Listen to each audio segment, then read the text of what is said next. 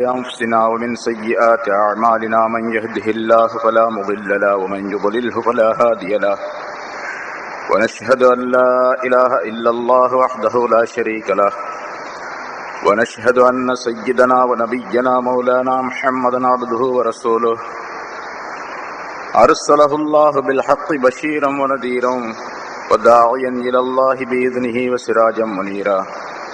أما بعد فقد قال الله تعالى في كلامه القديم: أعوذ بالله من الشيطان الرجيم. بسم الله الرحمن الرحيم.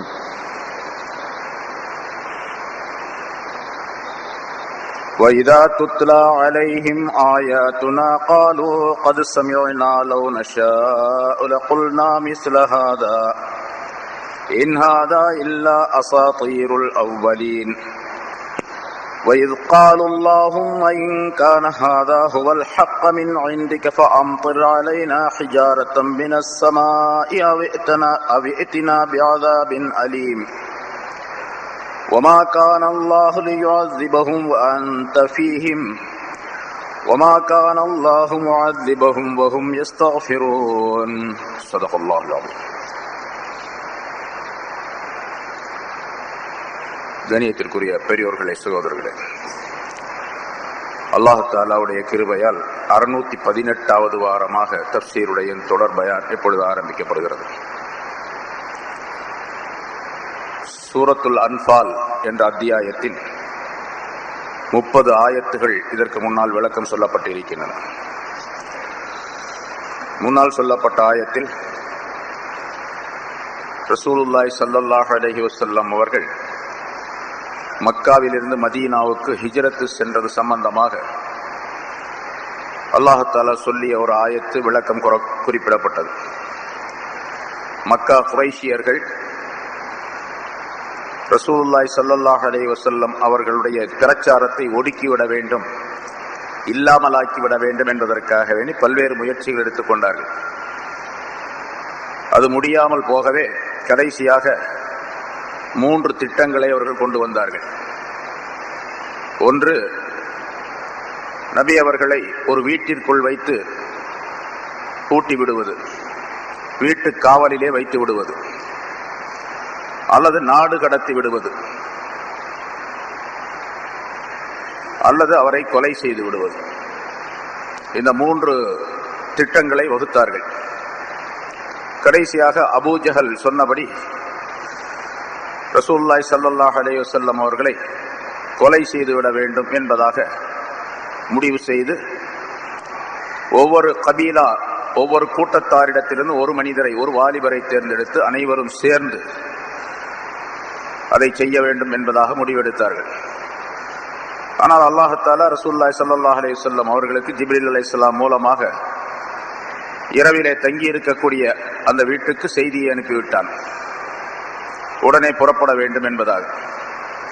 அந்த விஷயங்கள், விவரங்கள் சொல்லப்பட்டன. 3 திட்டங்களை கொண்டு வந்து அவர்கள் தங்களுடைய கருத்தை நிறைவேற்றிய பொழுது நஜிது தேசத்தில் இருந்து ஒரு பெரியவர் வந்ததாகவும் சொல்லப்பட்டது. அவர் வேறு யாரும் அல்ல, ஷைத்தான் தான். ஷைத்தான் ஒரு பெரியாருடைய வேஷத்தில் வந்து அவர்களுக்கு இந்த ஆலோசனையை வழங்கினான். அபூ ஜஹல் சொன்ன அந்த விஷயம் மிகச் சரியானது என்பதாக ஆமோதித்தான். அதை அனைவருமே ஏற்றுக்கொண்டார்கள் என்ற விவரம் முன்னால் உள்ள ஆயத்திற்கு சொல்லப்பட்டது. அல்லாஹ் தஆலா அவர்களை, ரசூலுல்லாஹி ஸல்லல்லாஹு அலைஹி வஸல்லம் அவர்களை அங்கிருந்து வெளியேறச் செய்து மதீனாவுக்கு கொண்டு போய் சேர்த்தான். அடுத்த ஆயத்தில் அல்லாஹ் தஆலா சொல்லுகின்றான், மக்கா குறைஷியர்கள் இன்னும் எப்படிப்பட்ட மனப்பான்மை கொண்டவர்களாக இருந்தார்கள் என்று சொன்னால், இவர் சொல்லுகிற மாதிரி குர்ஆனுடைய வசனங்கள் அல்லாஹ்வின் புறத்திலிருந்து வருகின்றன என்று சொல்லுகிறார் அல்லவா, இதே போன்று நாங்கள் நினைத்தாலும் எங்களாலும் சொல்ல முடியும் என்பதாக சொன்னார்கள். அல்லாஹ் சொல்லுகின்றான், வைதா துத்லா அலைஹிம் ஆயாத்துனா, அவர்களுக்கு நம்முடைய ஆயத்துகள், வசனங்கள் ஓதி காட்டப்பட்டால், ஆலோ கது சமியனா, அவர்கள் சொல்லுகிறார்கள் நாங்கள் கேட்டுக்கொண்டோம் என்று சொல்லுகிறார்கள். கேட்டுக்கொண்டோம் என்று சொன்னால் நீங்க சொன்னதெல்லாம் கேட்டுக்கிட்டோம், அவ்வளவுதான். கேட்டதோடு நின்றுவோம். அதுக்கு மேலே ஒன்றும் விளக்கம்லாம் செய்யாது. விளக்கங்கள்லாம் எங்களுக்கு தேவையில்லை. அதாவது விளக்கம் எதையும் நாங்கள் எடுத்துக்கொள்ள மாட்டோம், அமல் செய்ய மாட்டோம், சொன்னதை கேட்டுட்டு போயிடுவோம். ஆனாலும் லவ் நஷாஉ லகுல்னா மிஸ்ல ஹாதா, நாங்கள் விரும்பினால், நாங்கள் நாடினால் இதே போன்று எங்களாலும் சொல்ல முடியும், குர்ஆன் மாதிரியே எங்களாலும் சொல்ல முடியும் அப்படின்னு சொல்லிட்டு, இன்ஹாதா இல்லா அசாதீருல் அவ்வலீன், இது முன்னோர்களுடைய கட்டுக்கதைகளை தவிர வேறு கிடையாது என்பதாகவும் சொன்னார்கள். குர்ஆனுடைய ரசூலுல்லாஹி ஸல்லல்லாஹு அலைஹி வஸல்லம் சொல்லக்கூடிய இந்த வசனங்கள் எல்லாம் முன்னோர்கள் கட்டிவிட்ட கதைகள், அது மாதிரி எங்களாலும் கதை சொல்ல முடியும் என்பதாக சொன்னார்கள். இது பொதுவாக பன்மையாக இந்த இடத்துல வாசகங்கள் வந்தாலும் கூட, குறிப்பாக ஒரு மனிதன் விஷயமாக, குறைஷியர்களிலே ஒரு மனிதன் விஷயமாக இது அருளப்பட்டது.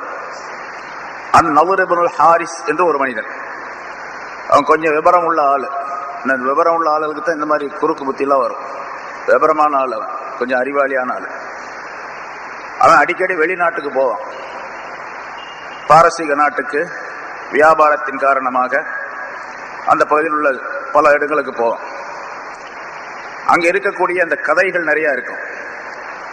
உதாரணமாக முன்னால் பண்டைய நாட்டு அரசர்களுடைய கதைகள் எல்லாம் நிறைய விற்பனை செய்யப்படும். அந்த புஸ்தகங்களை எல்லாம் வாங்கி படித்து நிறைய கதைகளை தெரிஞ்சு வச்சிருந்தான். அதில் குறிப்பாக கலீலா திம்னா என்ற ஒரு கதை புஸ்தகம். அது இந்த 1001 கதைகள் வருது, அரபு நாட்டு கதைகள், அது மாதிரி உள்ள கதை. கிஸ்ரா கைசர், பாரசீக நாட்டு மன்னர்கள், ரோமாபுரி மன்னர், இவர்களுடைய கதைகள் எல்லாம் நிறைய தெரிந்து வைத்திருந்தான் அவன். ரசூலுல்லாஹி ஸல்லல்லாஹு அலைஹி வஸல்லம் தங்களுக்கு வஹி வந்திருக்கின்றது என்பதாக சொன்னால் இவன் என்ன செய்வான்னு சொன்னா, அவர்கிட்ட ஏங்க போறீங்க, இங்க வாங்க, நான் அருமையான கதையெல்லாம் சொல்றேன் அப்படின்னு ஒரு மேடையை போட்டு ஒரு இடத்துல கடத்தெருவில் உட்கார்ந்து எல்லாத்தையும் கூப்பிட்டு கதை சொல்ல ஆரம்பிச்சிடுவான். அந்த கலீல் ஜிம்னா அப்படிங்கிற கதையெல்லாம் ரொம்ப மந்திர கதை மாதிரி அப்படி அழகா பார்க்கறது, கேட்கறதுக்கு ரொம்ப இனிமையா இருக்கும். கதை சொன்னா பொதுவாக இனிமையாத்தானே இருக்கும். அந்த மாதிரி கதைகள்லாம் சொல்ல ஆரம்பிச்சான். இது அடிக்கடி நிகழ்ந்து கொண்டு இருந்தது. ஆனா அல்லாஹ் இங்க பன்மையாக சொல்லுகின்றான். அவன் ஒருத்தன் தான் செஞ்சான், ஆனா எல்லாரும் அதற்கு ஒத்துழைப்பு கொடுத்தார்கள். அதனால அல்லாஹ் பன்மையாக சொல்லுகின்றான். காலு அது சமியானா, ஆயத்து ஓதி காட்டப்பட்டால் நாங்கள் கேட்டுக்கொண்டோம் என்று சொல்லிவிட்டு, லவ் நஷாஉ லகுல்னா மிஸ்ல ஹாதா, நாங்கள் நாடினால் இதை போன்று நாங்களும் சொல்ல முடியும். இன்ஹாதா இல்லா அசாதீருல் அவ்வலீன். இப்ப நான் சொல்ற மாதிரி அந்த கலீலா திம்னாவுடைய கதையா, கிஸ்ரா கைசருடைய கதையை போன்றுதான் அவரும் கதை சொல்லிட்டு இருக்கிறாரு. இது முன்னோருடைய கட்டுக்கதையை தவிர வேற எதுவும் கிடையாது, கற்பனை கதைகள் தான் அப்படின்னு சொல்லிட்டு இருந்தான் நவ்ர் இப்னு ஹாரிஸ் என்பவர்.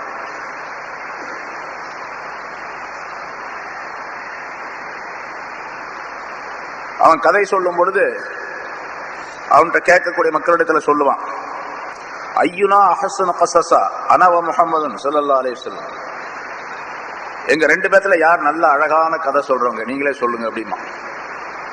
நான் கதை சொல்றேன், அவரும் கதை சொல்றாரு, முஹம்மது ஸல்லல்லாஹு அலைஹி வஸல்லம். எங்க ரெண்டு பேத்துல நல்ல அழகான கதை சொல்லுபவர் யார் அப்படின்னு கேட்டு இப்படி எல்லாம் சொல்லி மக்களை குழப்பி கொண்டிருந்தான். ரசூலுல்லாஹி ஸல்லல்லாஹு அலைஹி வஸல்லம் அவர்களுக்கு ஹிஜ்ரத் சென்றார்கள். அடுத்த வருஷத்திலேயே பத்ருடைய போர் ஆரம்பமானது. பத்ரு போரில் இவனும் கலந்து கொண்டான், நவ்ர் இப்னு ஹாரிஸ் என்பவன் கலந்து கொண்டான். கைது செய்யப்பட்ட 70 நபர்களில் ஒருவனாக இருந்தான் அவன்.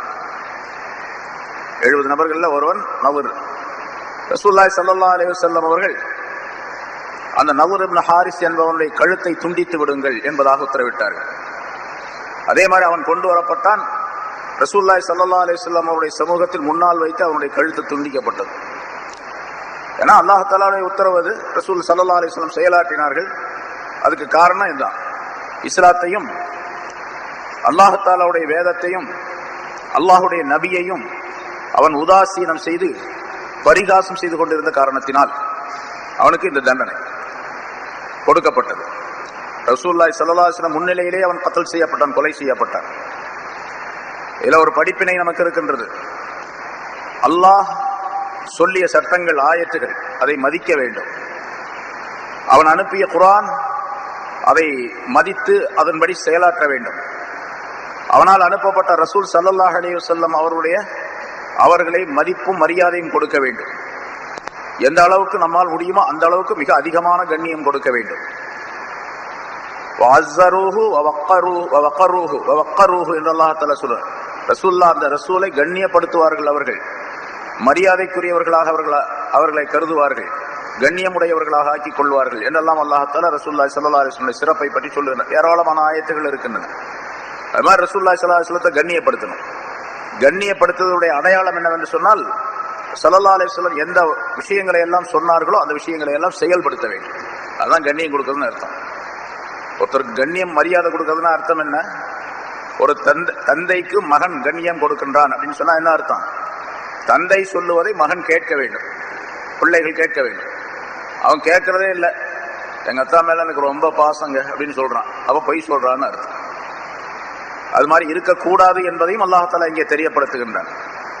இப்ப அவனுக்கு உலகத்திலேயே தண்டனை கொடுக்கப்பட்டது, ஆகிரத்திலும் தண்டனை உண்டு, நரக தண்டனை அவனுக்கு. அந்த தண்டனை அவன் கத்தல் செய்யப்பட்டான் பல பேருக்கு முன்னிலையிலே. இப்ப நமக்கு ரசூலுல்லாஹி ஸல்லல்லாஹு அலைஹி வஸல்லம் அவர்களை அலட்சியப்படுத்தினால் அல்லது வேறு ஏதாவது அவருடைய செயல்களை அலட்சியப்படுத்தினால், உதாசீனப்படுத்தினால் தண்டனை உண்டு அப்படிங்கிறத நம்பணும். அந்த தண்டனை ஒன்று உலகத்திலே வேறு ஏதாவது ஒரு உருவத்திலே வரலாம், வேறு உருவத்திலே வரலாம். புயல் அடிக்கலாம், சுனாமி அடிக்கலாம், அமெரிக்காவில் இப்போ ஏற்பட்டது போன்ற சூறாவளி வீசலாம். இதெல்லாம் தண்டனை தான். அது ரசூலுல்லாஹி ஸல்லல்லாஹு அலைஹி வஸல்லம் அவர்களை மதிக்காததின் காரணமாக அல்லது ரசூலுல்லாஹி ஸல்லல்லாஹு அலைஹி வஸல்லம் அவர்களுடைய சொல்லுக்கும் செயலுக்கும் மாற்றம் விளைவிப்பதன் காரணமாக அமெரிக்காவில் ஏற்பட்டது காரணமே அதுதான். இஸ்லாத்தை அழித்து விட வேண்டும், முஸ்லிம்களை ஒழித்து விட வேண்டும் என்பதற்காக வேண்டி உலகளாவிய முறையில அவர்கள் அமெரிக்கர்கள் இஸ்ரேலுடன் சேர்ந்து கொண்டு பெரும் பெரும் சதித்திட்டங்களை தீட்டிக் கொண்டிருக்கின்றார்கள்.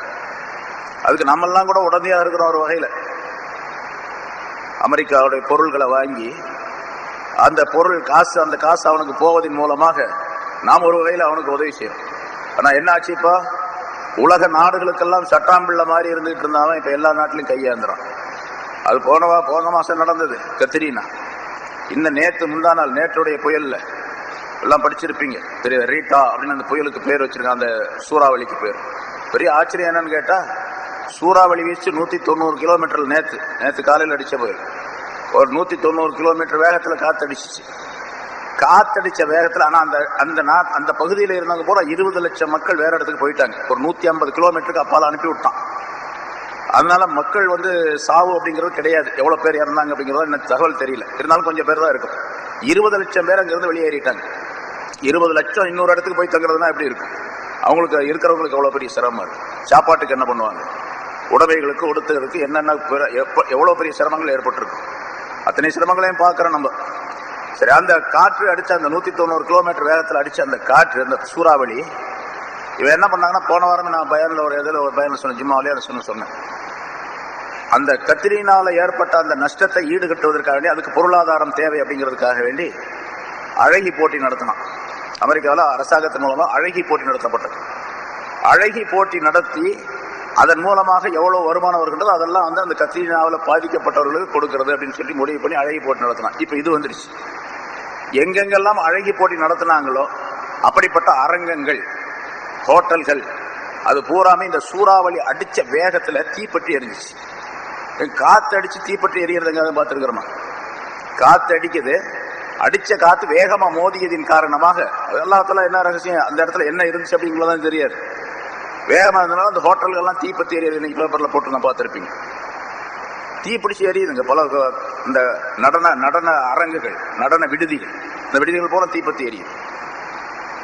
இவர் உட்கார்ந்து பார்த்துட்டு இருக்காரு. போட்டோல பாக்குறோம், இந்த புஷ் பாக்குறாரு. எங்கிருந்து பார்த்தாருன்னா, அந்த ரீட்டா என்ற அந்த புயல், அந்த சூறாவளி வீச்சு இடத்துக்கு இவர் உட்கார்ந்து பாக்குறதுக்கு இடையில 1600 கிலோமீட்டர் தூரத்தில் உட்கார்ந்து பாக்குறாரு. அவ்வளவு பயம். பக்கத்துல போனா அவரையும் பிடிச்சிக்கோங்க. 1600 கிலோமீட்டருக்கு இந்த பக்கம் உட்கார்ந்து இந்த வீடியோ கான்பரன்ஸ் சொல்றாங்களா, அந்த மாதிரி ஒரு நிகழ்ச்சியை வச்சு ஒரு இதை வச்சு பாக்குறாங்க.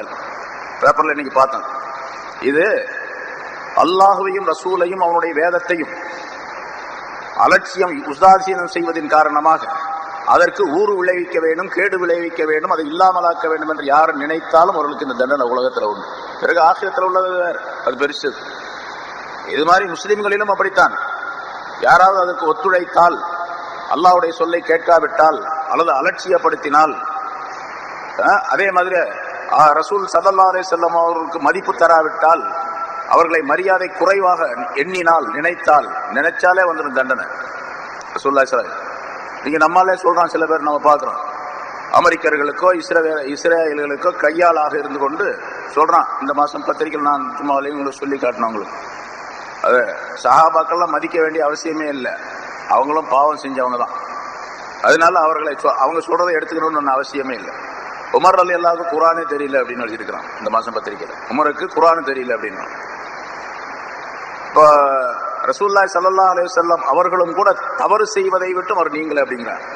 ரசூலுல்லாஹும் தவறு செஞ்சவங்க தான். ரசூலுல்லாஹி ஸல்லல்லாஹு அலைஹி வஸல்லம் அவர்களை இவ்வளவு ஓவராக மிக அதிகமாக மதிக்க வேண்டிய அவசியம் இல்லை அப்படின்னு சொல்றான். ரசூலுல்லாஹி ஸல்லல்லாஹு அலைஹி வஸல்லம் அவர்களை அல்லாஹ் தஆலா கண்டிப்பதின் காரணமாக அவர்களும் சாதாரண மனிதரை போன்றவர் தான் அப்படின்னு சொல்றான். ரசூலுல்லாஹி ஸல்லல்லாஹு அலைஹி வஸல்லம் அவர்களும் கூட சில நேரங்களிலே சருகுதல் ஏற்பட்டு இருக்கின்றது. அதன் காரணமாக சஹாபாக்களும் கூட சருகுதலுக்கு உள்ளாகி விட்டார்கள். அதனால ரசூலுல்லாஹி ஸல்லல்லாஹு அலைஹி வஸல்லம் அவர்களுக்கும் சஹாபாக்களை பக்குவப்படுத்தக்கூடிய பக்குவம் அவர்களுக்கு ஏற்படவில்லை அப்படின்னு. எவ்வளவு கொடுமையான விஷயம். சாதாரணமான படிச்சுக்கிட்டு மக்களாவும் பின்னால ஒரு கூட்டம் போயிட்டு இருக்குது. அதை பார்த்துட்டு பேசாம இருக்கக்கூடிய கூட்டங்களும் இருக்கிறாங்க, ஆலிம்சாக்களும் இருக்கிறாங்க. ஒன்னும் சொல்றதுல பார்த்துட்டு பேசாம இருக்கிறாங்க. ரசூலுல்லாஹி ஸல்லல்லாஹு அலைஹி வஸல்லம் அவர்களுக்கு மனதை பக்குவப்படுத்தக்கூடிய தன்மை இல்லை அப்படி அல்லாஹ் சொல்றான். ரசூலே உங்களை அனுப்பியதே எதுக்குன்னு கேட்டா, யத்லூ அலைஹிம் ஆயாத்திஹி வ யுஸக்கீஹிம் வ யுஅல்லிமுஹுல் கிதாப வல் ஹிக்மா என்று அல்லாஹ் தஆலா சொல்ல 4 பாயிண்ட்களை சொல்லுகின்றான். குர்ஆனை ஓதி காட்டுறது, ஹிக்மத் என்ற ஞானத்தை கொடுக்கிறது, வேதத்தை சொல்லி காட்டுவது, வேதத்துடைய ஞானங்களை சொல்லுவது, எல்லாத்துக்கும் மேலாக தஸ்கியத் வ யுஸக்கீஹிம் அவர் அவர்களை பரிசுத்தப்படுத்துவார். ரசூலுல்லாஹி ஸல்லல்லாஹு அலைஹி வஸல்லம் பரிசுத்தம் அப்படிங்கிறது கல்பை சேர்ந்ததுங்க. தஸ்கியத் அப்படிங்கிறது தஸ்கியத்துல் நஃப்ஸ், தஸ்கியத்துல் கல்ப், கல்பை பக்குவப்படுத்துவதற்காக தான் உம்மை நபியாக அனுப்பி இருக்கணும் அல்லாஹ் சொல்றான். இவன் சொல்றான் கல்பை பக்குவப்படுத்தக்கூடிய பக்குவம் ரசூலுல்லாஹ்வுக்கே கிடையாது அப்படிங்க. எவ்வளவு பெரிய கொடுமையான விஷயம். இப்போ இங்க வந்து கத்திரினாவோ அல்ல வேறு புயலோ வர்றதுல ஆச்சரியம் ஒன்றும் கிடையாது. அந்த மாதிரி இருந்துகிட்டு இருந்தான். அவனை நம்ம கண்டிக்கலைன்னா எல்லாத்துக்கும் சேர்ந்து அந்த தண்டனை வரும். முன்னால் நிறைய ஆயத்துக்கள் சொல்லியிருக்கிறோம். தப்பு செய்யக்கூடிய இடத்துல தப்பை கண்டிக்கணும். கண்டிக்கலை அப்படின்னு சொன்னா நல்லவர்களுக்கும் சேர்த்து தான் தண்டனை வரும். தண்டனை வரும்போது தனியா அவருக்கு மட்டும் வராது, எல்லாத்துக்கும் சேர்த்து தான் வரும். இவங்க சொன்னாவன் நாங்கள் விரும்பினால் அப்படி சொல்லுவோம் அப்படின்னு சொல்லிட்டு சொன்னா அவனுக்கு இந்த தண்டனை. அடுத்தும் அல்லாஹ் தஆலா சொல்லுகின்றான், அந்த மக்காவாசிகள் சொன்ன ஒரு செய்தி. இது காலு அவர்கள் சொல்லிய நேரத்தை நினைவு கூர்ந்து பாருங்கள்.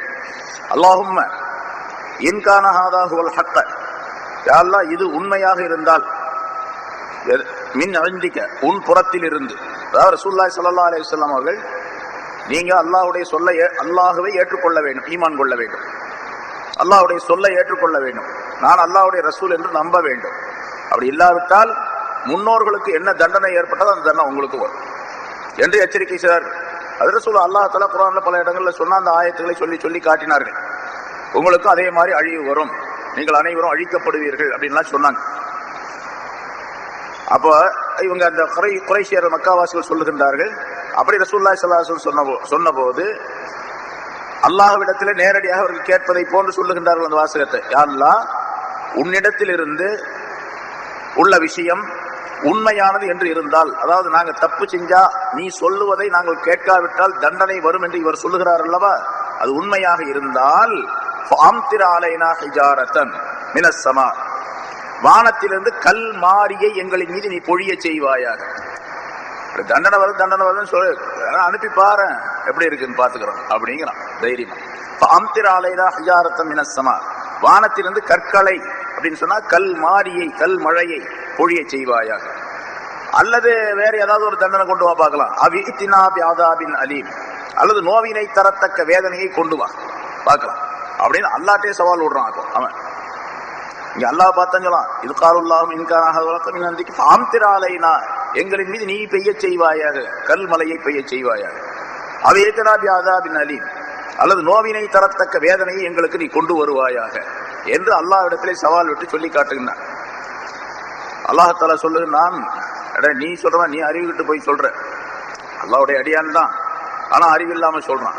நான் அந்த மாதிரி செய்ய முடியாது, நான் ஹாலிக், உங்களை எல்லாம் படைத்தவன், அதனால உங்களுக்கு நீங்க தப்பு செஞ்சாலும் கூட சில பாதுகாப்பான உங்களுக்கு தப்புக்கு தண்டனையை கொடுக்காமல் சில பாதுகாப்பு நிலைகளை நான் ஏற்படுத்தி வச்சிருக்கிறேன் என்று அல்லாஹ் தஆலா மனிதர்களுக்கு கொடுக்கப்பட்ட 2 விதமான பாதுகாப்புகளை பற்றி அடுத்த ஆயத்தில் அல்லாஹ் தஆலா சொல்லுகின்றார்.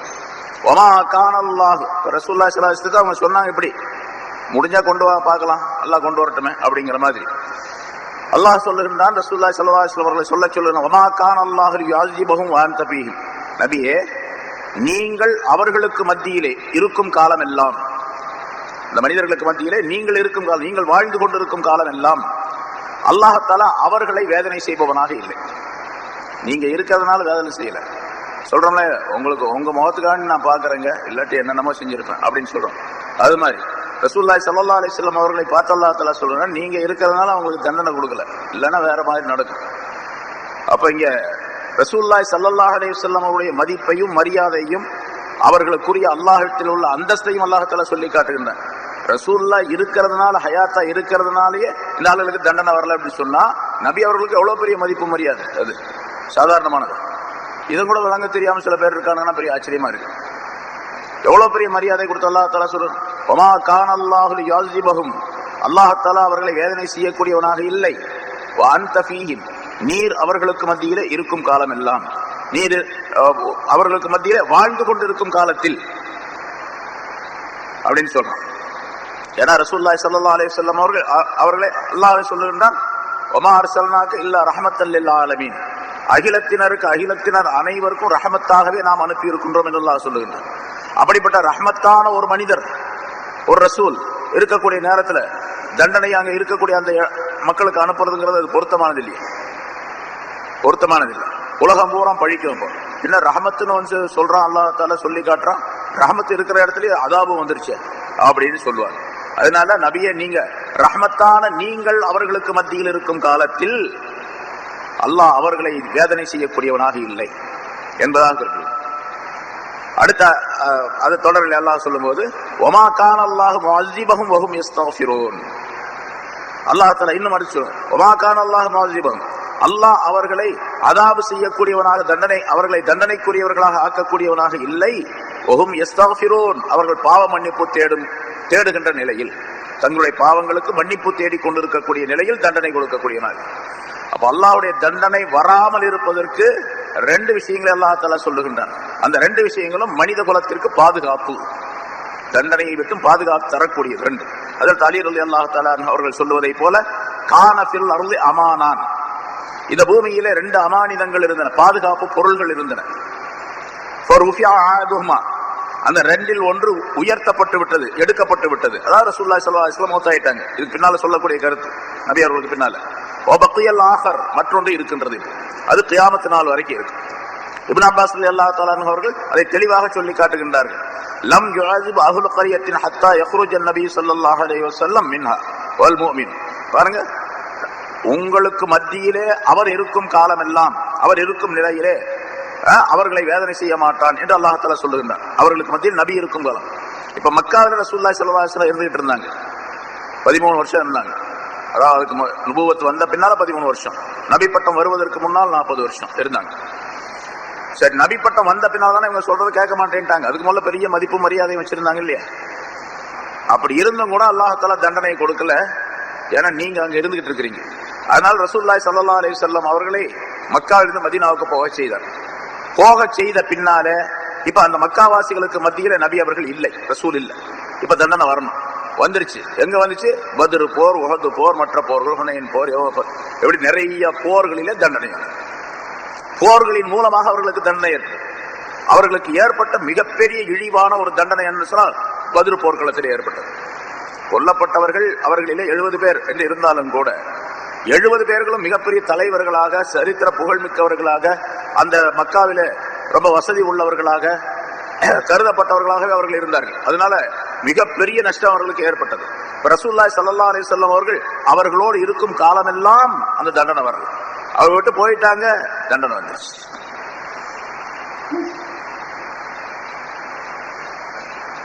ஸல்லல்லாஹு அலைஹி வஸல்லம் சொல்லுகின்றார்கள், அதே இது வந்து குஃபார்களுக்கு அல்லாஹ் தஆலா சொல்லுகின்றான். ஆனா அதே நிலையில நமக்கும் அப்படித்தான். ரசூலுல்லாஹி ஸல்லல்லாஹு அலைஹி வஸல்லம் அவர்கள் இப்ப இல்ல. ஒரு ஹதீஸ்ல ரசூலுல்லாஹி ஸல்லல்லாஹு அலைஹி வஸல்லம் அவர்கள் சொல்லுகின்றார்கள், அதாவது மன் அஹ்யா சுன்னதி ஃபகத் அஹ்யானி, எவர் ஒருவர் என்னுடைய சுன்னத்தான முறைகளை நடைமுறைகளை உயிர்ப்பிக்கின்றாரோ ஹயாத்தாக்குகின்றாரோ அவர் என்னையே ஹயாத்தாக்கி விட்டவராக ஆவார். என்னுடைய சுன்னத்தை ஹயாத்தாக்கியவர் என்னை ஹயாத்தாக்கியவராக ஆவார். ஒமன் அஹ்யானி ஃபகத் அஹப்பனி, எவர் என்னை ஹயாத்தாக்கி விடுகின்றாரோ, உயிராக்கி விடுகிறார்னா என்ன சொல்லலாம், ரசூலுல்லாஹ் உயிரோடு கொண்டு வரதுன்னு அர்த்தம் அல்ல, அவர்களை சந்தோஷப்படுத்தி அவர்களை திருப்திப்படுத்தியவராக. அதான் அல்லாஹ்வுடைய சொல்லை கேட்டு ரசூலுல்லாஹி ஸல்லல்லாஹு அலைஹி வஸல்லம் அவர்களை நம்பி வாழக்கூடியவராக பின்பற்றி வாழக்கூடியவராக ஆகிவிட்டார். அப்படி ஏற்பட்டால், அப்படி அந்த என்னை ஹயாத்தாக்கி வைத்தால் ஃபகத் அஹப்பனி, அவர் என்னை பிரியப்பட்டவராக ஆகிவிடுவார், என்னை விரும்பியவராக ஆகிவிடுவார். ஒமன் அஹப்பனி கான மஇ ஃபில் ஜன்னah ஃபில் யௌமல் கியாமா, அவர் எவர் என்னை பிரியப்படுகின்றாரோ விரும்புகின்றாரோ அவர் கியாமத் நாளில் சொர்க்கத்திலே என்னோடு இருப்பார் என்று ரசூலுல்லாஹி ஸல்லல்லாஹு அலைஹி வஸல்லம் சொன்னார். ரசூலுல்லாஹி ஸல்லல்லாஹு அலைஹி வஸல்லத்துடைய சுன்னத்தான நடைமுறைகள், சாப்பிடுறது, குடிக்கிறது, தூங்குறது, எச்சில் துப்புறது, நகம் வெட்டுறது, முடி வெட்டுறது, சீவறது, எண்ணெய் தேய்க்கிறது, சீவறது, எண்ணெய் தேய்க்கிறது இப்படித்தான், சீவறது இப்படித்தான் என்னெல்லாம் ரசூலுல்லாஹி ஸல்லல்லாஹு அலைஹி வஸல்லம் சொல்லி தந்திருக்க. எண்ணெய் தேய்க்கும் பொழுதும் ரசூலுல்லாஹி ஸல்லல்லாஹு அலைஹி வஸல்லத்துடைய நினைவு வர வேண்டும், சீவும் பொழுதும் சீப்பை கையில் எடுத்தா நினைவு வர வேண்டும். ரசூலுல்லாஹி ஸல்லல்லாஹு அலைஹி வஸல்லம் சுன்னத்தை எப்படி அப்படின்னு சுன்னத் தொடர்ந்து செஞ்சுக்கிட்டு இருந்தாலும் நினைவு வரும். செருப்பு போடும் போது, செருப்பு கழற்றும் போது, உட்காரும் போது, எந்திரிக்கும் போது, நடக்கும் போது, படுக்கும் போது, தூங்கும் போது, இருக்கும் போது, வியாபாரம் செய்யும் போது, கொடுக்கல் வாங்க, எந்த நிகழ்ச்சியா ஒரு நாளைக்கு ஆயிரக்கணக்கான நிகழ்ச்சிகளை செய்யும், அத்தனையிலும் ரசூலுல்லாஹி ஸல்லல்லாஹு அலைஹி வஸல்லம் நினைவு வரும். அப்படி வந்து அந்த சுன்னத்தை ஹயாத்தாக்கினால் ரசூலுல்லாஹ் ஹயாத்தாக்கினார். அவர் அப்படி ஹயாத்தாக்கினால் அவர் என்னை விரும்புகின்றார், என்னை விரும்பியவர் என்னோடு இருப்பார், சொர்க்கத்தில் இருப்பார். இன்னொரு ஹதீஸ்ல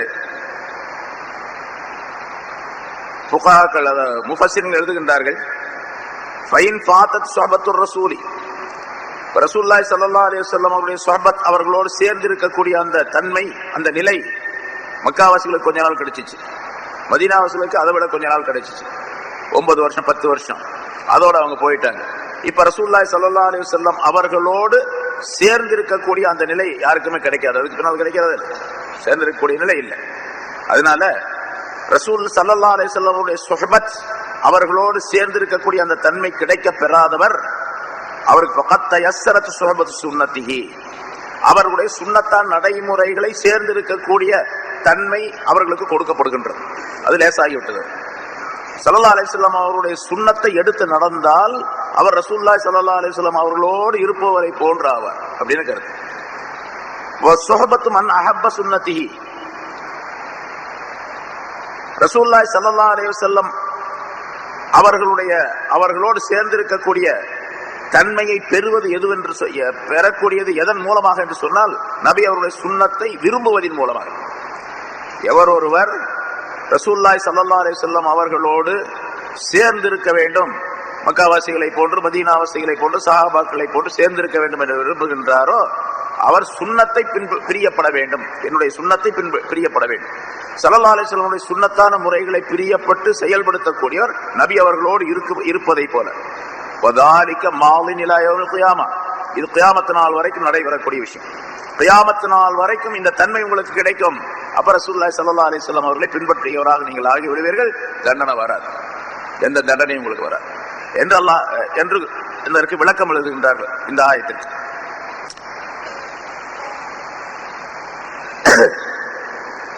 ஒரு ஹதீஸில் இப்படி சொல்லப்படுகின்றது, மன் ஹஃபிஸ சுன்னதி அக்ரமஹுல்லாஹ் பிஅர்பி ஹிஸால், ரசூலுல்லாஹி ஸல்லல்லாஹு அலைஹி வஸல்லம் சொன்னார்கள், எவர் ஒருவர் என்னுடைய சுன்னத்தான் நடைமுறைகளை பேணுதலாக எடுத்து நடக்கின்றாரோ, பேணுதலாக அதை எடுத்து நடக்க வேண்டும், அலட்சியமாகவோ அல்லது ஏனோ தானோ என்றோ இல்லாமல் இஹ்லாஸான முறையிலே விருப்பப்பட்டு அந்த சுன்னத்தான முறைகளை செயல்படுத்த வேண்டும். அப்படி செயல்படுத்தினால் அல்லாஹ் தஆலா 4 விதமான கண்ணியமான தன்மைகளை அவருக்கு ஏற்படுத்துகின்றான். ஒன்று, அல் மஹப்பத் ஃபீ குலூபில் பரரா, நல்லடியார்களுடைய உள்ளங்களிலே இவரை பற்றி உள்ள மதிப்பையும் மரியாதையும் அன்பையும் ஏற்படுத்தி விடுவார். ஒருத்தர் சுன்னத்தான் நடைமுறை எடுத்து நடக்கிறார் அப்படின்னு சொன்னா, நடக்கிறாருன்னு சொன்னா அவரை பற்றி மக்கள், நல்ல மக்கள், பரரா நல்லடியார்கள், அவங்க இவரை பார்த்து பிரியப்படுவாங்க. அது யாரோ எவரோ, இவர் இங்கிருந்து அமெரிக்காவுக்கு போகலாம், லண்டனுக்கு போகலாம், ஆஸ்திரேலியா போகலாம், ஆனா இவரை பார்க்கக்கூடிய நேரத்தில் அவங்க பார்த்து பிரியப்படுவாங்க. ஏன்னா இவருடைய சுன்னத்தான் நடைமுறைகள் ஒரு இடத்தில் இருக்கின்றன. அப்படி நல்லடியாருடைய உள்ளத்திலே ஒரு மஹப்பத்தை, அன்பை அல்லாஹ் தஆலா ஏற்படுத்தி விடுவார். வல் ஹைபத்து ஃபீ குலூபில் ஃபஜரா, பாவங்கள் செய்யக்கூடிய கெட்டவர்களுடைய உள்ளங்களிலே இவரை பற்றி ஒரு ரோப், ஒரு பயத்தை ஏற்படுத்தி விடுவார். ஒரு பார்த்தோன்னே ஒரு விதமான பயம் வரும் அவருக்கு. பாவம் செய்யக்கூடியவராக இருந்தார். நிறைய நம்ம உதாரணத்துல நாட்டில் இருக்கக்கூடிய பல நல்லடியாருடைய விஷயத்துல கண்கூட பார்க்கலாம், ஒருத்தரும் பார்த்திருக்கலாம். கெட்டவர்களுடைய உள்ளத்திலே ஒரு ஹைபத்தை, ஒரு பயத்தை ஏற்படுத்தி விடுவார். மூணாவதாக உணவிலே அவருக்கு விசாலமான தன்மையை ஏற்படுத்தி விடுவார். உணவிலே விசாலமான தன்மை என்று சொன்னால் பசி பட்டினி வறுமை இல்லாமல், யாரிடத்திலும் கையேந்தாமல், கடன் வாங்காமல் வாழக்கூடிய சூழ்நிலை, போதும் என்ற மனம் உடையவராக ஆக்கிடுவார். அவர் எவ்வளவு சம்பாதிக்கிறார் அதை கொண்டு போதும் அப்படிங்கிற நிலை ஏற்பட்டு விடுவார். அப்படிப்பட்ட தன்மைகளை அல்ல. நாலாவதாக வஸ்திகத்து பித்தீன், நபி அவருடைய சுன்னத்தை எடுத்து நடப்பதன் காரணமாக தீனிலே ஒரு உறுதியான மனப்பான்மை ஏற்படுத்தி விடுவார். இந்த தீனிலே உறுதியாக நிலைத்து நிற்கக்கூடிய தன்மையை அல்லாஹ் தஆலா ஏற்படுத்திடுவார் என்று இந்த 4 தன்மைகளை ரசூலுல்லாஹி ஸல்லல்லாஹு அலைஹி வஸல்லம் குறிப்பிடுகின்றார். ஆக ரசூலுல்லாஹி ஸல்லல்லாஹு அலைஹி வஸல்லம் அவர்கள் இருந்தால் தண்டனை அவர்களோடு, மக்கள் எந்த மக்களோடு இருக்கா அந்த மக்களுக்கு தண்டனை வராது. 2வது பாயிண்ட், அவர்கள் இஸ்திக்ஃபார் செய்து கொண்டிருக்கும் காலமெல்லாம் அல்லாஹ் தஆலா அவர்களை வேதனை செய்யக்கூடியவர்களாக இல்லை. இதுவும் ரொம்ப முக்கியமானது. இது கியாமத் நாள் வரைக்கும் நீடிக்கும். ஸல்லல்லாஹு அலைஹி வஸல்லமுடைய அந்த முதல் சொன்ன அந்த சட்டம் நபி அவர்கள் உயிரோடு இருக்கக்கூடிய காலம் மட்டும். சுன்னத்தை எடுத்து நடத்தினால் அது கியாமத் நாள் வரைக்கும். அதில் தப்பு செய்து விட்டோம் என்று வருந்தினால் அந்த நிலை திரும்ப ஏற்பட்டுவிடும். கியாமத் நாள் வரைக்கும் அவருக்கு தண்டனை வராது. வமா கான அல்லாஹு முஅஸிபஹும் வஹும் யஸ்தக்ஃபிரூன், அவர்கள் இஸ்திக்ஃபார் செய்யும் காலமெல்லாம் அல்லாஹ் தஆலா அவர்களை வேதனை செய்யக்கூடியவனாக. ஏன்னா ரசூலுல்லாஹி ஸல்லல்லாஹு அலைஹி வஸல்லம் அவர்கள் ஒரு ஹதீஸ் சொல்லுகின்றார்கள், அன ரஹ்மத்துன் முஹதாத்துன், நான் ரஹ்மத், உங்களுக்கு அருள். எப்படிப்பட்ட அருள் தெரியுமா? இலவசமாக வழங்கப்பட்ட அருள், ஹதியாவாக கொடுக்கப்பட்ட அருள். ரசூலுல்லாஹி ஸல்லல்லாஹு அலைஹி வஸல்லம் ரஹ்மத்தாக இருக்கின்றார்கள் நமக்கு, மனித சமுதாயத்திற்கு. யாராவது கேட்டு அல்லாஹ்விடத்துல எங்களுக்கு இப்படி ஒரு ரஹமத்தான ஒரு மனிதர் வேண்டும், ரஹமத்தாகவே இருக்கக்கூடிய ஒரு ரசூல் வேண்டும், நபி வேண்டும் என்று கேட்டு மனு போட்டு அல்லாஹ் தஆலா பரிசீலனை செஞ்சு அனுப்புற, அல்லாஹ் தஆலா தன்னுடைய மிகப்பெரிய அருளின் காரணமாக இலவசமாக கொடுத்தார் ரசூலுல்லாஹி ஸல்லல்லாஹு அலைஹி வஸல்லம். அதான் அப்படி சொல்றாங்க. ஒருத்தர் எதிர்பாராத விதத்துல ஒருத்தர் கொடுக்கிறாரு, இதை வச்சுங்க என்னுடைய ஹதியா அப்படின்னு கொடுக்கிறாரு. இவருக்கு ரொம்ப தேவை இருக்குது, அந்த நேரத்துல அந்த ஹதியா வாங்கணும்னு ரொம்ப பெரிய மகிழ்ச்சி ஏற்படும் அவருக்கு. நான் ரொம்ப கஷ்டப்பட்டுக்கிட்டு இருந்தேன், ரொம்ப சிரமப்பட்டுக்கிட்டு இருந்தேன், இந்த ஹதியா எனக்கு ரொம்ப பிரயோஜனமாகி போச்சு அப்படின்னு சொல்லி, அது காசோ பணமோ வேறு பொருளோ எதுவோ அவருக்கு தேவைப்படக்கூடிய ஒரு பொருள் கிடைச்சிச்சு, ரொம்ப ஹதியா வந்துச்சுன்னா ரொம்ப மகிழ்ச்சியா இருக்கும். அதே போன்ற ரசூலுல்லாஹி ஸல்லல்லாஹு அலைஹி வஸல்லம் அவர்கள் வெகுமதியாக ஹதியாவாக தரப்பட்ட ரஹமத்தாக நான் இருக்கின்றேன் என்று சொல்லிவிட்டு, என் மூலமாகவே சிலரை அல்லாஹ் தஆலா உயர்த்துகின்றான், சிலரை தாழ்த்தி விடுகின்றான் அப்படின்னு சொன்னாங்க. என்ன என் மூலமா உயர்த்தி விடுகின்றான்னு சொன்னா, என்னை யார் பின்பற்றி நடக்கின்றார்களோ அவர்களை எல்லாம் அல்லாஹ் தஆலா உயர்த்தி விடுவார், என்னை யார் பின்பற்றவில்லை அவர்களை எல்லாம் அல்லாஹ் தஆலா தாழ்த்தி விடுவார். அதையும் சொல்றேன். நான் ரஹமத்து தான், அதுல சந்தேகமே கிடையாது. ஆனா யார் என்னை பின்பற்றவில்லையோ அவர்களுக்கு அந்த ரஹமத்து கிடைக்காது என்ற கருத்தையும் சொல்லி காட்டுகின்றார்கள். அதே போல 2வது விஷயம், இஸ்திக்ஃபார் செய்வது, பாவ மன்னிப்பு தேடுவது. பாவ மன்னிப்பு தேடிக் கொண்டிருக்கும் காலமெல்லாம் அல்லாஹ்வுடைய தண்டனை வராது. நிறைய அல்லாஹ் குர்ஆன்ல நிறைய சொல்லி காட்டுகிறார், பாவ மன்னிப்பு தேடுங்கள் உங்களுக்கு என்னென்னதுக்கு தரப்படும். நிறைய விஷயங்கள், ஏராளமான விஷயங்கள் இருக்கு, நிறைய சொல்லியிருக்கு. பாவ மன்னிப்பு தேடுவது, பராத்திரவுகளே சொன்ன பாவ மன்னிப்பு தேடுவது ஒவ்வொரு மனிதரின் மீதும் ஒவ்வொரு நேரமும் வாஜிபு. ஒவ்வொரு நேரம், ஒவ்வொரு நாளும் அல்ல, ஒவ்வொரு நேரமும் வாஜிபு, கட்டாயமாக இஸ்திக்ஃபார் செய்ய வேண்டும். அதனால ரசூலுல்லாஹி ஸல்லல்லாஹு அலைஹி வஸல்லம் தொழுது முடித்த உடனேயே அஸ்தக்ஃபிருல்லாஹ் அஸ்தக்ஃபிருல்லாஹ் அஸ்தக்ஃபிருல்லாஹ் 3 தடவை சொல்லுவாங்க அப்படின்னு ஹதீஸ்ல வருது. சில ஹதீஸ்கள் அஸ்தக்ஃபிருல்லாஹ் அல்-அலிய்யுல் அஸீம் சொல்லுவாங்க அப்படின்னு இருக்குது. ஆக இஸ்திக்ஃபார் தேடுவது ரசூலுல்லாஹி ஸல்லல்லாஹு அலைஹி வஸல்லம் அவர்களே சொன்னார்கள் என்று சொன்னால் நாம் சொல்ல வேண்டும் என்பதற்காக சொல்லுகின்றார்கள், சொல்லி வைத்தார்கள் ரசூலுல்லாஹி ஸல்லல்லாஹு அலைஹி வஸல்லம். நான் ஒரு நாளைக்கு 70 தடவை அல்லது 100 தடவை இஸ்திக்ஃபார் செய்கின்றேன், நீங்களும் அல்லாஹ் தஆலா இடத்தில் மன்னிப்பு தேடுங்கள் அப்படின்னு சொன்னாங்கன்னா, நம்மெல்லாம் இஸ்திக்ஃபார் செய்ய வேண்டும், கட்டாயம் அது என்பதை உறுதிப்படுத்துவதற்காக ரசூலுல்லாஹி ஸல்லல்லாஹு அலைஹி வஸல்லம் சொல்லி காட்டினார்கள். அப்படி இருந்தா தண்டனை வராது. ஏன்னு கேட்டா, பாவங்கள் இல்லாவிட்டால், பாவங்கள் செய்தவர் மன்னிப்பு கேட்டுவிட்டால் அவர் பாவமே இல்லாதவரை போன்று கருதப்படுவார். பாவமே இல்லாதவருக்கு தண்டனை வராது. குற்றம் உள்ளவருக்கு தான் தண்டனை கிடைக்கும், குற்றவாளி இல்லாதவருக்கு தண்டனை கிடைக்காது. குற்றமற்றவராக ஆக்கக்கூடிய ஒரு பொருள் எது என்று சொன்னால் இஸ்திக்ஃபார், பாவ மன்னிப்பு தேடுவது, தௌபா செய்வது. ஒரு சம்பவம் ஒன்று எழுதப்படுகின்றது. ரசூலுல்லாஹி ஸல்லல்லாஹு அலைஹி வஸல்லம் காலத்துல ஒரு அரபி மனிதர் ஒருவர் இருந்தார். அவர் ரசூலுல்லாஹி ஸல்லல்லாஹு அலைஹி வஸல்லம் அவர்களை பார்க்கவோ அவருடைய தொடர்போ கிடையாது. அதிகமாக பாவங்களையும் செய்து கொண்டிருந்தார். ரசூலுல்லாஹி ஸல்லல்லாஹு அலைஹி வஸல்லம் அவர்கள் இறந்த உடனே அவருக்கு கவலை வந்துருச்சு. ஆஹா, இவ்வளவு நாள் இருந்தாங்களே, ரசூலுல்லாஹை போய் பார்க்கவே இல்லையே, அவங்களோட தொடர்பு கொள்ளவே இல்லையே அப்படின்னு அந்த மனிதருக்கு கவலை வந்து இஸ்லாத்தை ஏற்றுக்கொண்டார், மூமின் ஆயிட்டாரு. இருந்தாலும் ரசூலுல்லாஹோட நிறைய தொடர்பு இல்லை. அப்படி இல்லாமல் இருந்ததோட சில பாவங்களையும் செஞ்சுக்கிட்டு இருந்தார் அந்த மனிதர்.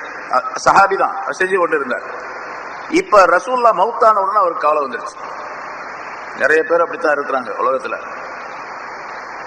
வீட்டுல தகப்பனார் இருப்பாரு, அவர் இருக்கிற வரைக்கும் அவரை பத்தி மதிப்பு மரியாதைலாம் குழந்தைகளுக்கு தெரியவே தெரியாது. அவர் மௌத்தா போயிட்டாருன்னா அப்பதான் தெரியும். ஆஹா, இவ்வளவு வேலையெல்லாம் செஞ்சுக்கிட்டு இருந்தாரு நம்ம ஆளு, நம்ம அப்பா அப்படின்னு அப்பதான் நினைப்பாங்க. பல வேலைகள் உங்களால செய்ய முடியாம ஆகி போயிடும்.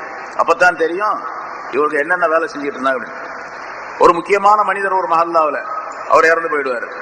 அவர் இறந்து போன பின்னால பல வேலைகள் தடைபட்டு போயிடும். அந்த மஹல்லாவுல பல வேலை நடைபெறாது. அப்பதான் தெரியும், மக்களுக்கெல்லாம் தெரியும் இவர் இவ்வளவு வேலை செஞ்சுட்டு இருந்தாரு, ஒரு போட்டதுனால இப்ப அந்த வேலையெல்லாம் தடைபட்டு போச்சு அப்படின்னு. அது மாதிரி ரசூலுல்லாஹி ஸல்லல்லாஹு அலைஹி வஸல்லம் இருக்கிற வரைக்கும் அவருக்கு மதிப்பு மரியாதையும் தெரியல. போன உடனே அவர் கவலைப்பட்டார். கவலைப்பட்டு என்ன செஞ்சாருன்னு கேட்டா, தன்னுடைய அலங்காரமான ஆடைகளை எல்லாம் களைந்தார், எடுத்துட்டார். ஒரு கம்பளி போர்வையை போர்த்தி கொண்டார். திரும்ப அதாவது தன்னுடைய பாவங்களுக்கெல்லாம் மன்னிப்பு தேடினார். மார்க்கத்தினுடைய முறைப்படிக்கு அவர் நடக்க ஆரம்பித்தார். வணக்க வழிபாடுகளே அதிகமாக ஈடுபட்டார். இதை பார்த்திருந்த சில மனிதர்கள் சொன்னார்கள், அவர்கிட்ட சொன்னாங்க, லவ் ஃபஅல்த ஹாதா வன்னபி ஸல்லல்லாஹு அலைஹி வஸல்லம் ஹய்யுன் லஃபரிஹ பிக. ரசூலுல்லாஹ் உயிரோடு இருக்கும்போது நீ இப்படி செஞ்சிருந்தேன்னா ரசூலுல்லாஹ் உன்னை பார்த்து ரொம்ப சந்தோஷப்பட்டிருப்பாங்களே அப்படின்னு சொன்னாங்க.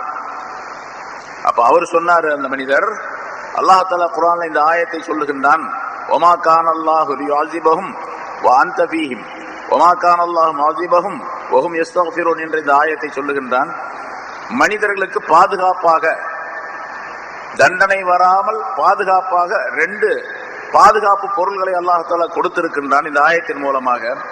ஒரு பாதுகாப்பு பொருள் போய்விட்டது, இன்னொரு பாதுகாப்பு பொருள் எனக்கு இருக்கின்றது என்பதாக அந்த மனிதர் சொன்னார். மக்கள் எல்லாம் அதை ஒத்துக்கொண்டார்கள் என்பதாக சொல்லப்பட்டிருக்கின்றது. 2 பாதுகாப்புல ரசூலுல்லாஹி ஸல்லல்லாஹு அலைஹி வஸல்லம் இருக்கிறது ஒரு பாதுகாப்பு, இஸ்திக்ஃபார் செய்யறது இன்னொரு பாதுகாப்பு. அது கியாமத் நாள் வரைக்கும் இருக்கும். நமக்கெல்லாம் அந்த பாதுகாப்பு இருக்கு. எல்லா உலக மக்கள் அனைவருக்கும் இருக்குது. ஒரு காபிருக்கும் கூட இருக்குது.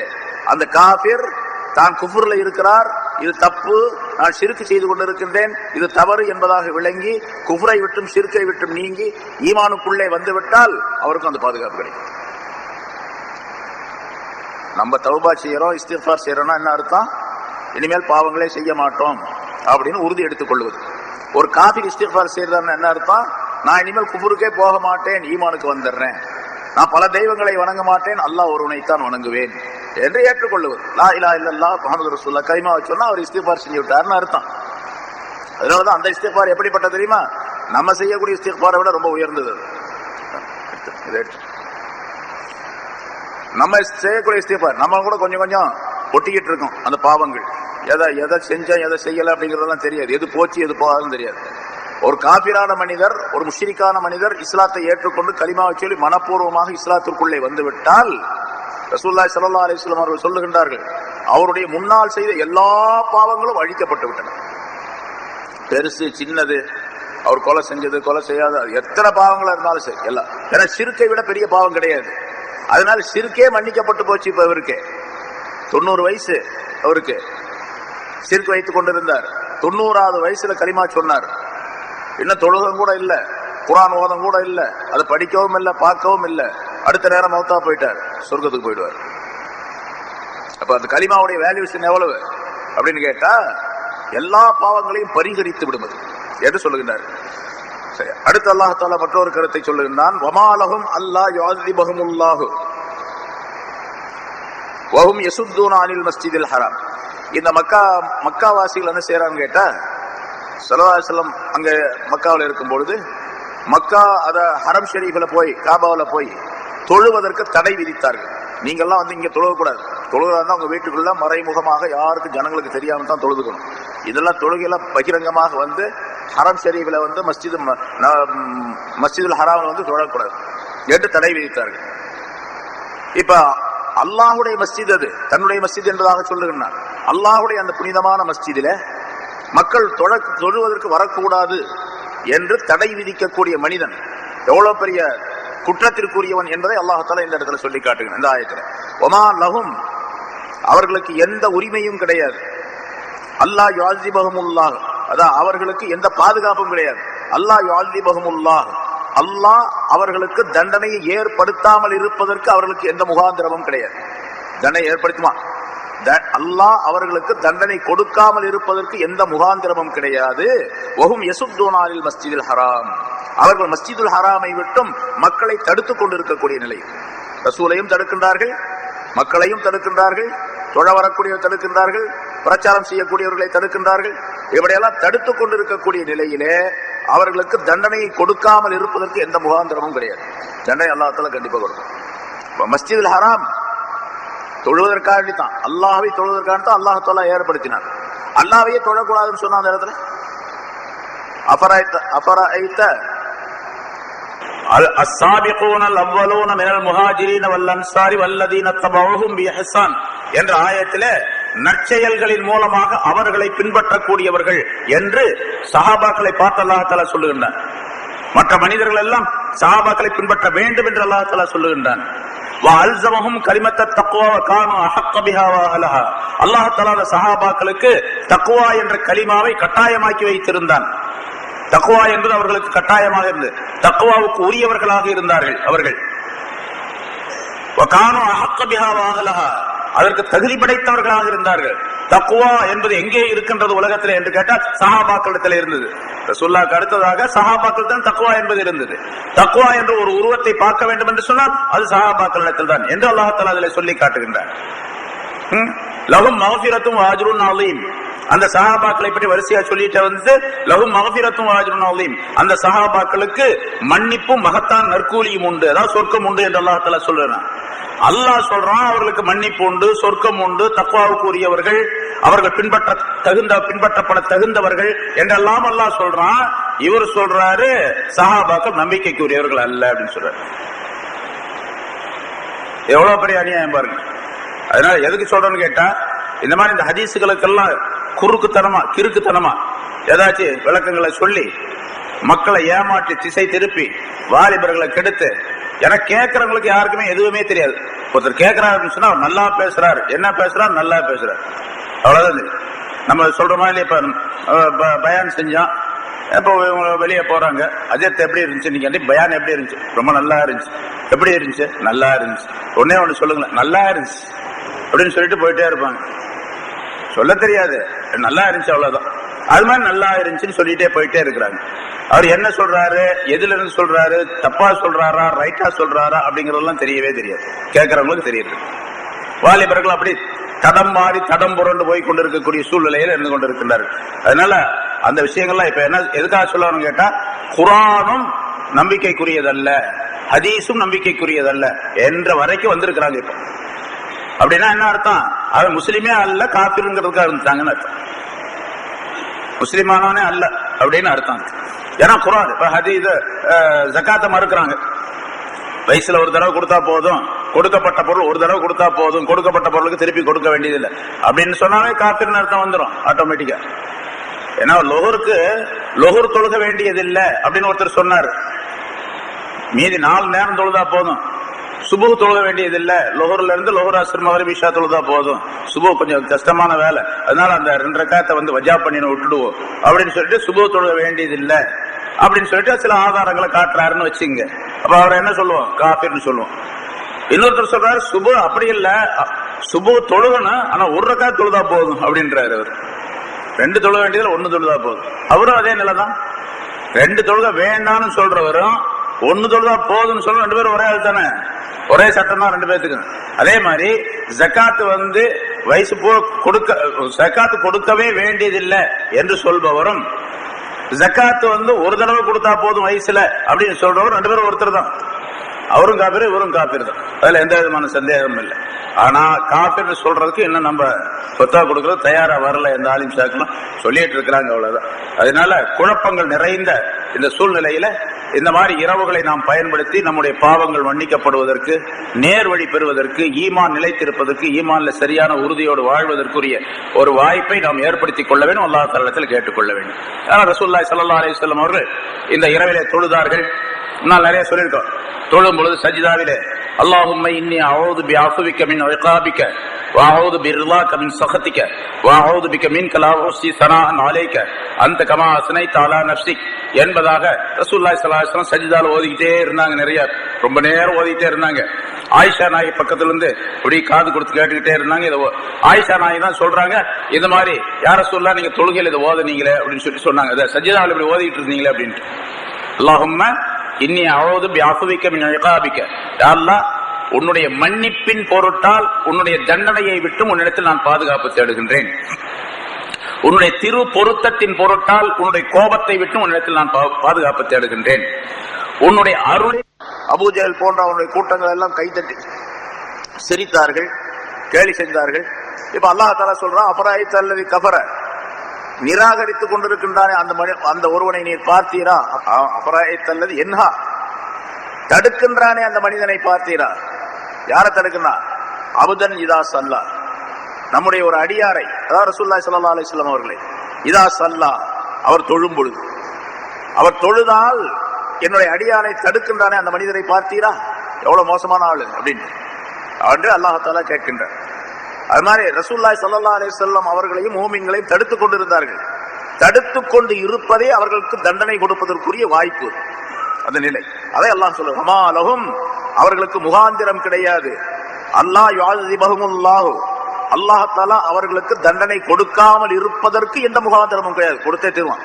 வஹும் யசுத்தூன அனில் மஸ்ஜிதில் ஹராம், அவர்கள் மஸ்ஜிதுல் ஹராமை விட்டும் மக்களை தடுத்துக் கொண்டிருக்கக்கூடிய நிலையில், தொழுவதற்கு மற்ற இஸ்லாமிய பிரச்சாரங்கள் செய்வதற்கு, தீனை சொல்லுவதற்கு தடுத்துக் கொண்டிருக்கக்கூடிய நிலையில தண்டனை கொடுக்காமல் இருப்பதற்கு தண்டனை கொடுத்தே தீர்வார் என்று அல்லாஹ் குறிப்பிடுகின்றார்.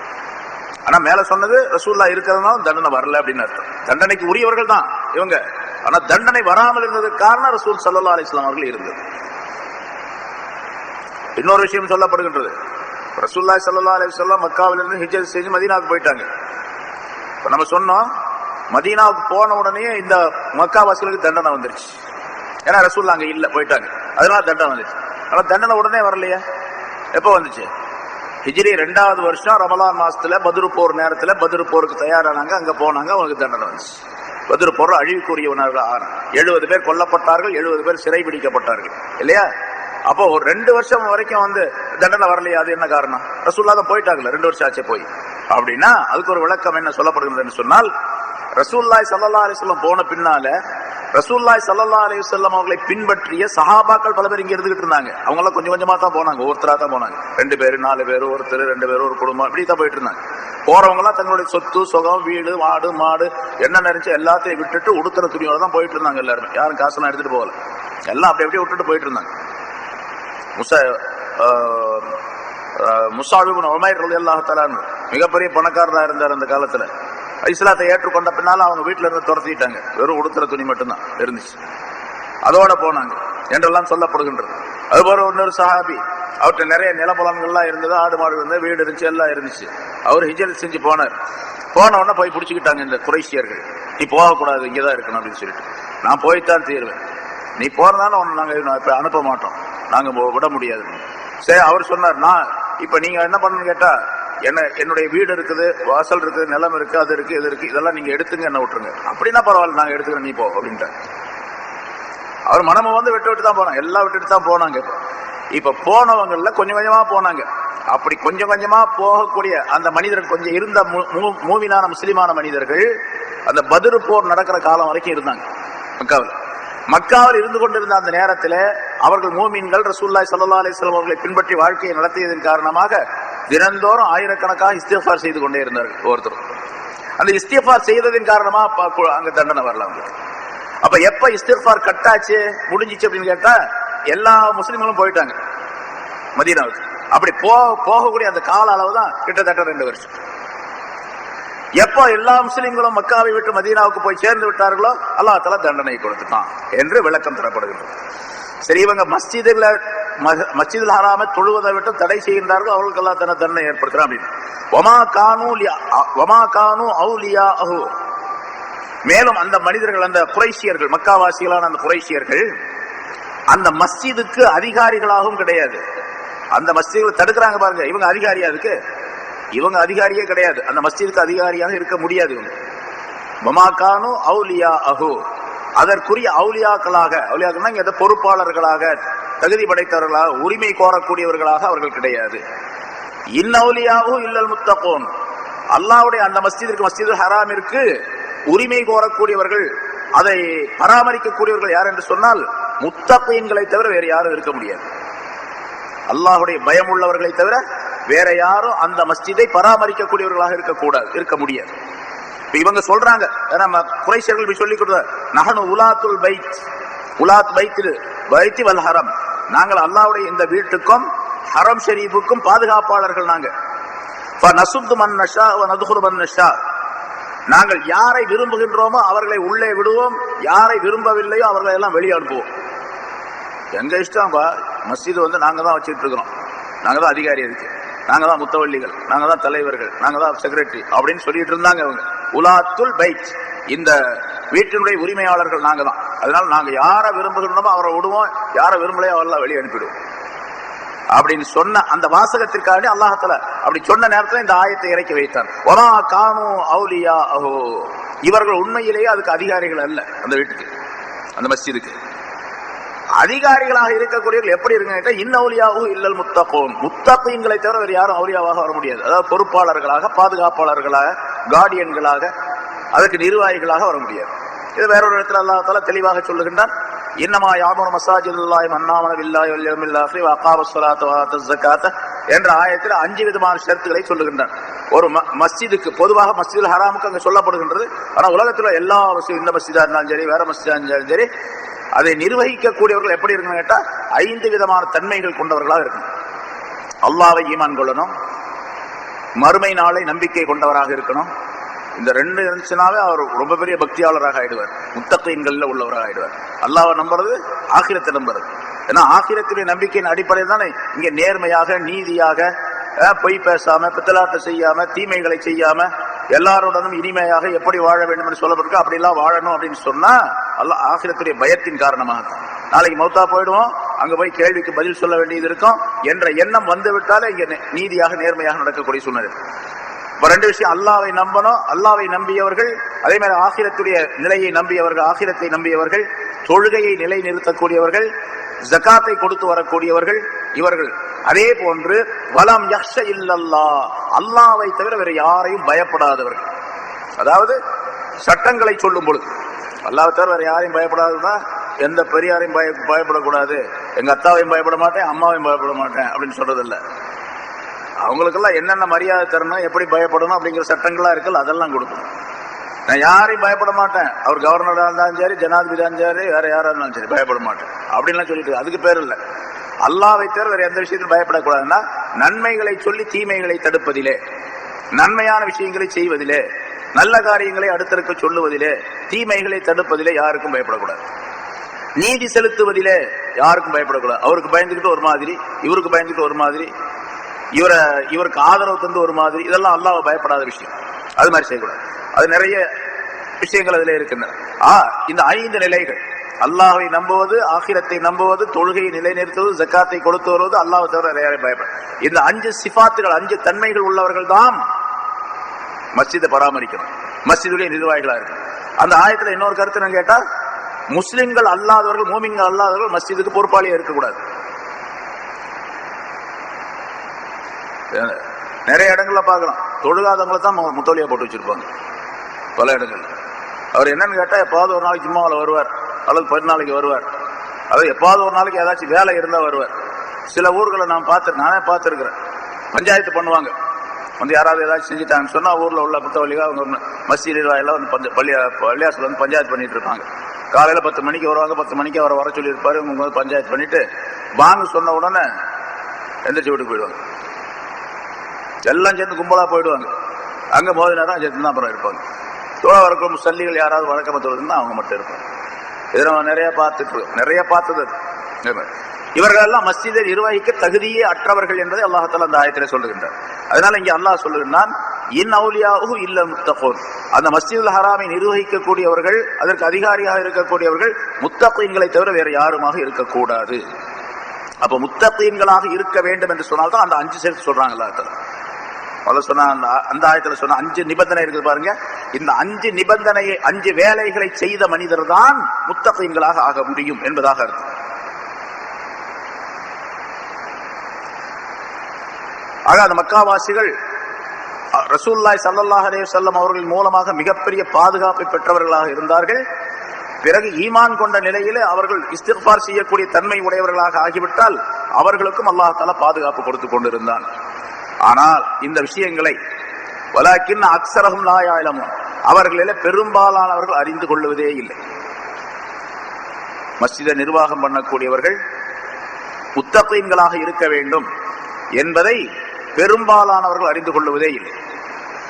யார் அப்படி மஸ்ஜிதை நிர்வகிக்கக்கூடியவர்கள் தக்வா உடையவர்களாக ஆகிவிட்டால், அதிலிருந்து இன்னொரு பாயிண்ட் என்னன்னு கேட்டா, தக்வா உடையவர்களாக இருந்து மஸ்ஜிதை நிர்வாகம் செய்து தக்வா உடையவர்களாக ஆகிவிட்டால், அல்லது தக்வா உடையவர்கள் மஸ்ஜித் நிர்வாகத்திற்கு வந்துவிட்டால் அவர்கள் அல்லாஹ் தஆலா தன்னுடைய அவுலியாவாக ஆக்கிக் கொள்ளும், தன்னுடைய வலிமார்களாக ஆக்கிக் கொள்ளும் அப்படின்னு அர்த்தம் உண்டு.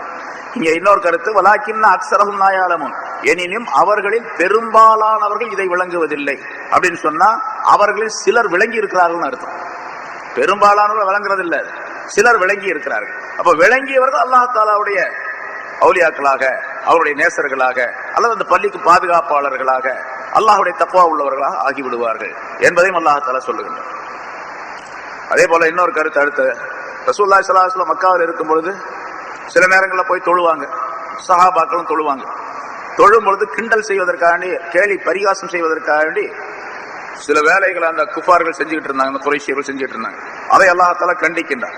வமா கான ஸலாத்துஹும் இன்தல் பைத்தி இல்லா முகாஅம் வ தஸ்தியா. இல்ல, அவங்க சில தொழுகைகளை அவங்க தொழுவாங்க, இவங்க தொழுவாங்க, அதுக்கு பின்னால விளக்கம் வருது. அந்த காஃபிர்கள் குறைஷியர்கள் தொழுகைகளை தொழுவார்கள். ஆனா தொழுகை அப்படிங்கிறது இப்ப நம்ம மாதிரி நின்று தக்பீர் கட்டி ருக்கு செஞ்சு சுஜூது புஞ்சு அப்படி அல்ல. அவங்க தொழுகை என்ன தெரியுமா, தவாப் செஞ்சுக்கிட்டு இருப்பாங்க. முன்னால நிறைய சொல்லியிருக்கிறோம், ஆண்கள் பகல் நேரங்களிலே தவாப் செய்வார்கள், பெண்கள் இரவு நேரத்தில் தவாப் செய்ய அனுமதிப்பார்கள். காரணம் என்ன கேட்டா, தவாப் செய்யும் போது நிர்வாணமாக தவாப் செய்வார்கள். இப்போ ஜட்டி போட்டு தொழுகலாம்னு சொல்றான் நம்மால், அரைக்கால் டவுசர் போட்டு தொழுகலாம் அப்படின்னா ஜட்டி போட்டு தொழுகலாம் அப்படின்னு சொல்றான். டிவி எல்லாம் சொல்லிட்டு இருக்கிறான். அவன் நிர்வாணமாவே தொழுதுகிட்டு இருந்தான், தவாப் செஞ்சுட்டு இருந்தான். ராத்திரியில இருட்டா இருக்கிறனால பொம்பளைங்க வரலாம் அப்படி நிர்வாணமா தவாப் செய்யும். அதுக்கு காரணம் சொல்லுவாங்க அந்த குறைஷியர்கள் சொல்லுவாங்க, நம்ம போட்டிருக்கக்கூடிய உடைகள் எல்லாம் பாவங்கள் செய்தவை, பாவங்கள் செய்யப்பட்ட உடலில் அணியப்பட்ட உடைகள். அதனால பாவங்கள் செய்யப்பட்ட அந்த உடலிலே அந்த பாவங்களுடைய உடைகள் இருக்கக்கூடாது அப்படிங்கிறதுக்காண்டி கழட்டிட்டு சுத்தமா நிர்வாணமா தவாப் செய்யும். அவன்கிட்ட திருப்பி கேட்டா பதில் சொல்ல தெரியாது.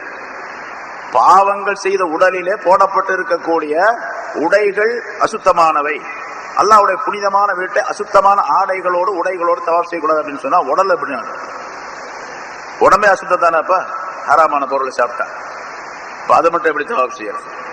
அதுக்கெல்லாம் பதில் தெரியாது. அவங்களுடைய எண்ணம், அவங்களுடைய ஒரு முடிவு அது. சரி, அப்படி தவாப் செய்வாங்க. தவாப் செய்யக்கூடிய நேரத்துல சில பேர் கை தட்டிக்கிட்டே தவாப் செய்வாங்க.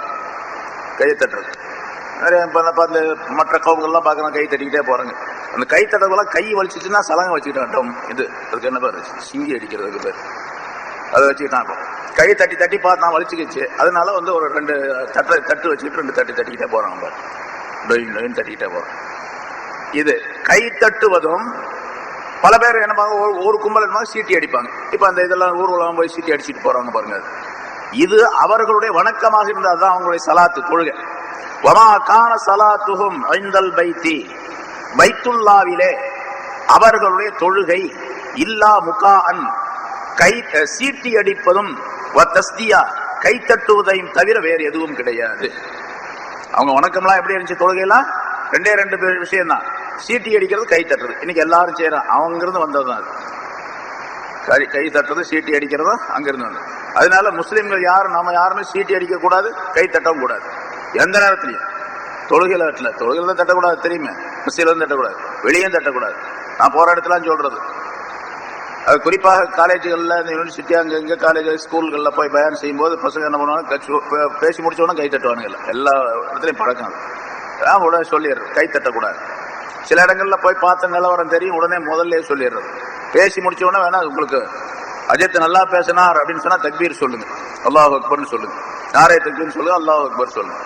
அல்லாஹ் அக்பர்னு சொன்னீங்கன்னா நன்மை கிடைக்கும், கை தட்டினா நன்மை கிடைக்காது, பாவம் ஏற்படும். அப்படி பல இடங்களில் சொல்லியிருக்கிற, பலர் அதை விட்டும் இருக்கிறாங்க, சில பேர் அதை வழக்கத்தில் செஞ்சுக்கிட்டும் இருக்கிறாங்க. இங்க அவர்கள், அந்த குஃபார்கள், அவர்கள் சீட்டி அடிப்பது, கை தட்டுவதை தவிர வேறு எதுவும் அவருடைய வணக்கமாக இருந்ததில்லை. அதனால இவங்க அல்லாஹ் சொல்லுவதை கேட்கல, அல்லாஹுடைய வணக்கங்களை செய்யல, ரசூல் சொல்லுவதை கேட்கவில்லை. யார் அல்லாஹ்வையும் ரசூலையும் நம்பி இருக்கின்றார்களோ அவர்களுக்கும் தடை விதித்துக் கொண்டிருந்தார்கள், தொழக்கூடாது என்பதாக சொல்லிக் கொண்டிருந்தார்கள். இப்படியெல்லாம் செய்வார். ரசூலுல்லாஹி ஸல்லல்லாஹு அலைஹி வஸல்லம் போய் தொழுதாங்கன்னு சொன்னா, தொழ தக்பீர் கட்டினாங்கன்னா, மக்காவில் இருக்கும்போது தொழுகை கடமையாக்கப்பட்ட பின்னால அதுக்கு முன்னாலே சில தொழுகைகளை தொழுதுகிட்டு இருந்தாங்க. அப்படி தொழக்கூடிய நேரத்துல இந்த குஃபார் குறைஷியர்கள், மக்கா குறைஷியர்கள் என்ன பண்ணாங்க, வலது பக்கம் சில பேர் வந்து நின்றுக்குவாங்க, இடது பக்கம் சில பேர் வந்து பாரியா எப்படி தொழுகிறான்னு பாரு அப்படி. என்னடா தொழுகை இது? சில பேர் கிண்டல் பண்ணுவாங்க, என்ன தொழுகை இது? ஒரு சுஜூது செய்யும் போது என்னடா இவருடைய தலையை விட இவருடைய இடுப்பு, இவருடைய பின்பக்கம் மேல இருக்குது, பின்பக்கத்தை மேல வச்சுக்கிட்டு தலையை கீழே, தலை உயர்ந்த அந்தஸ்து உள்ளதாச்சு, தலையில மேல இருக்கணும், தலையை கீழே வச்சுக்கிறாரு, பின்னால் உள்ளது மேல தூக்கிறாரு, அப்படின்லாம் கிண்டல் பண்ணுவாங்க. இது அபூ தாலிப் ஆரம்பத்தில் சொன்னார் என்பதாக சொல்லப்படுது. ரசூலுல்லாஹி ஸல்லல்லாஹு அலைஹி வஸல்லம் அவர்கள் முதல்ல வகை வந்த உடனே தொழுகையை வீட்டுல தொழுதுகிட்டு இருந்தாங்க. ஸல்லல்லாஹு அலைஹி வஸல்லம் இப்படி தொழுதாங்க, அந்த பக்கம் பின்னால் நின்று கதீஜா நாயகி அவர்களும் தொழுது கொண்டிருந்தார்கள். அபூ தாலிப் வீட்டுக்கு வந்தார், இப்போ பாக்குறதுக்காக, மகனை பாக்குறதுக்காண்டி வர்றாரு. வந்த உடனே பார்த்தா இப்படி தொழுது இருக்காங்க. இது என்ன தொழுகை இது? இது என்ன இது வணக்கம் புதுசா இருக்குது, தலை கீழே இருக்குது, குண்டி மேல இருக்குது அப்படின்னாரு. அது மாதிரி பரிகாசம் செய்து கொண்டிருந்தார்கள். இந்த பக்கம் 10 பேர், இந்த பக்கம் 10 பேர் அப்படி நின்றுக்குவாங்க கும்பலா. நின்றுகிட்டு இந்த பக்கம் வலது பக்கம் இருக்கிறவன் கை தட்டுவான், இடது பக்கம் இருக்கிற சீட்டி அடிப்பான். ரசூலுல்லாஹி ஸல்லல்லாஹு அலைஹி வஸல்லம் தொழுது கொண்டு இருக்கும் பொழுது அவங்க தொழுகை, அவங்களுடைய தொழுகையே இப்படித்தான் இருந்தது என்பதாக சொல்லுகின்றார் அல்லாஹ் தஆலா. அதனால இப்படி தொழுகையும் தவறு, தொழக்கூடியவர்களுக்கு இடையூறு செய்வதும் தவறு என்ற காரணத்தினால் ஃபஸூக்குல் அஸாப பிமா குன்தும் தக்ஃபுரூன், நீங்கள் நிராகரித்துக் கொண்டிருந்த காரணத்தினால் தண்டனையை அனுபவித்து பாருங்கள், சுவைத்து பாருங்கள் என்று அல்லாஹ் தஆலா சொல்லுகிறார். தண்டனை சுவைத்து பாருங்கள். அதாவது இந்த பத்ர் போர்ல நடந்த தண்டனை, அது உலகத்தில் கொடுக்கப்பட்டது. அதே மாதிரி தண்டனையை சுவைத்து பாருங்கள் என்று கியாமத் நாள் அல்லாஹ் தஆலா சொல்லுவான். நரக தண்டனையை, நரக வேதனையை நீங்கள் சுவைத்து பாருங்கள் என்பதால்.